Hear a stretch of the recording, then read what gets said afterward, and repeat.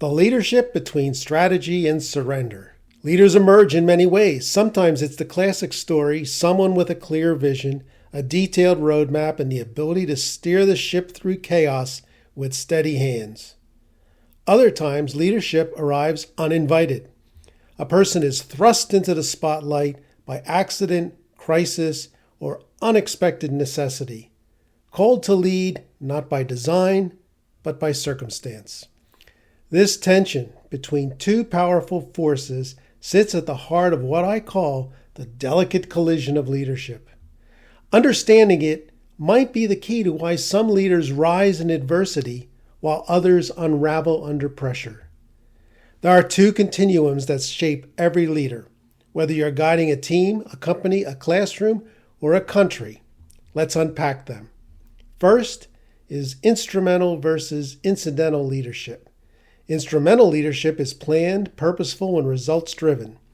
Think strategic planning, mission alignment, and optimized systems. These leaders often have a long view and a strong execution playbook. Incidental leadership is emergent. It arises from unexpected events, a personal tragedy, a sudden promotion, a cultural shift. These leaders are often forged in fires they didn't start. Instrumental leaders seek a role. Incidental leaders respond to the moment. There is also the axis of acknowledgment versus denial. Acknowledging leaders are courageous enough to face hard truths. They admit failures, confront blind spots, and allow discomfort to shape their evolution. Denying leaders, by contrast, protect the facade. They spin narratives, avoid responsibility, and fear vulnerability more than failure. Denial may buy you time, but acknowledgement builds trust. This is where it leads to a delicate collision of leadership. Leadership, it turns out, is rarely linear. It is a confluence of intention and accident, strategy and surrender, performance and presence.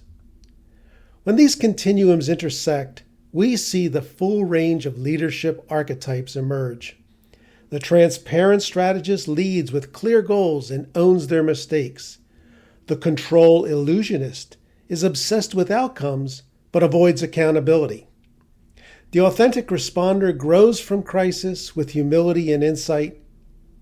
And finally, the unconscious reactor, stuck in old patterns, gets overwhelmed by events. The bottom line here is the most resilient leaders aren't always the best planners. They're the ones who can metabolize the unplanned and make it meaningful. I'll be honest, leading from the incidental space can feel disorienting, and leaning into acknowledgement can feel exposed and raw.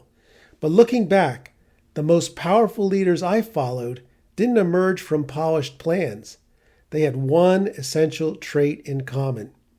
They knew how to hold chaos and clarity in the same hand. They could reflect deeply, throw out the map when it no longer made sense, and still chart a path forward. Consider hitting that like button and subscribing to the channel. And why not share this video with a friend?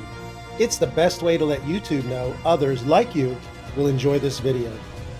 Please consider buying us a cup of coffee in the link in the description below. Your support means everything. And as always, thanks for watching.